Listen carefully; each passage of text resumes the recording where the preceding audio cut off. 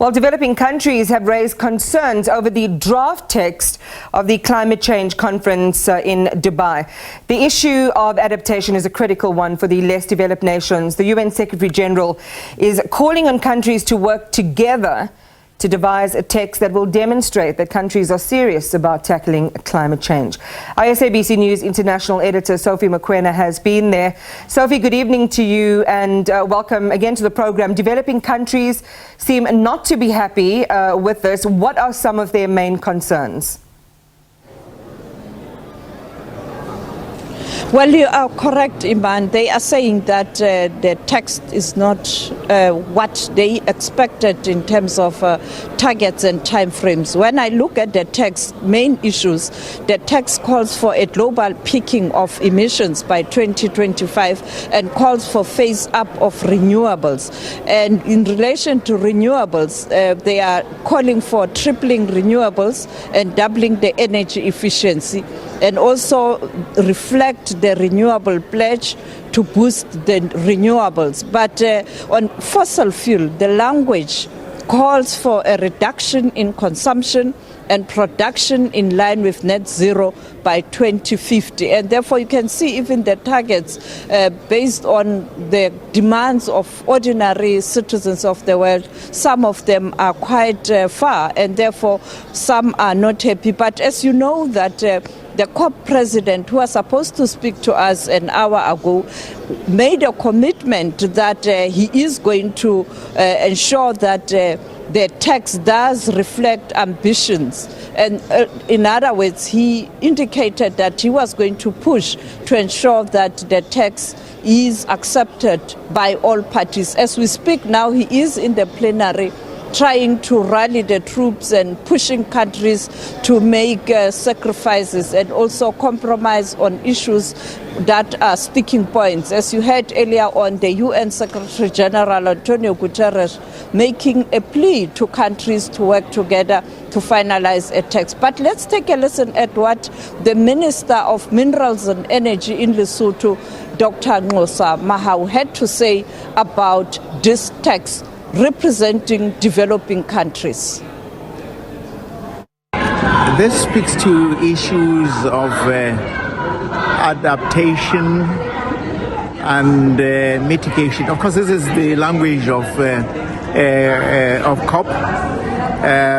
The experts in the area know what we are talking about. Essentially, what we are saying is that issues of capacity building, issues of compensation on the part of the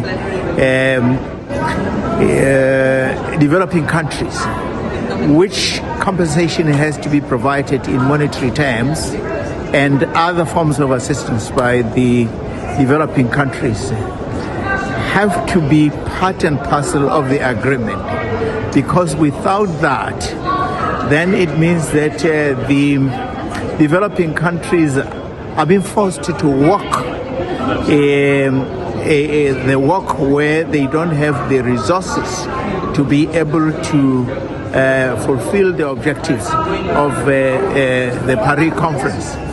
And yet, at the end of the day, we know that their contribution to the issue of climate change is very minimal. Only 4% is of the emissions come from the developing countries.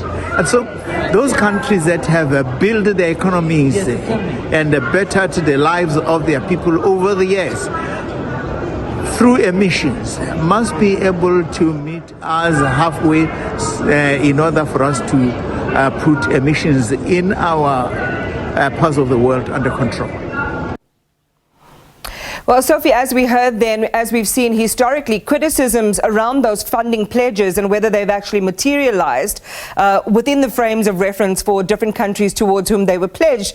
But the other big issue around fossil fuels, countries are arguing for a phasing up rather than a phasing down or even a phasing out of fossil fuels, depending on where you are, South Africa included, defending its use and its reliance on fossil fuels.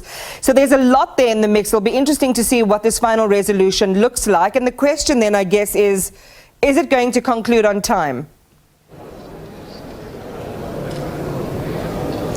Well, clearly the president of COP is adamant that it will conclude on time. In fact, while you were playing that clip, he left the plenary, and I think he is likely going to give a briefing later today. He was in the plenary pushing to ensure that come end of the day, in fact very late tonight, there is an agreement, because he has pointed out that tomorrow in the morning he wants to convene a plenary where he is going to present this text, and therefore we'll see. I mean, the issue of fossil fuel, we are correct, it is such a thorny issue, particularly at a time where we are in the Gulf region.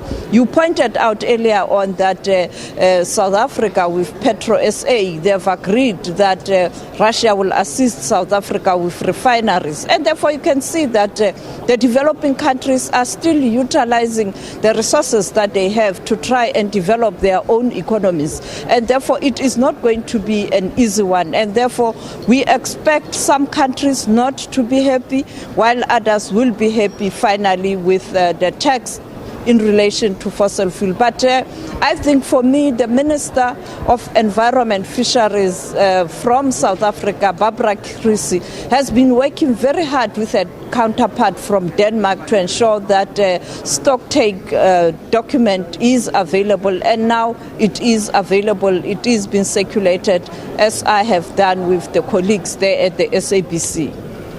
Well, Sophie, we'll wait to see what COP28 Chair Sultan Al Jaber has to say.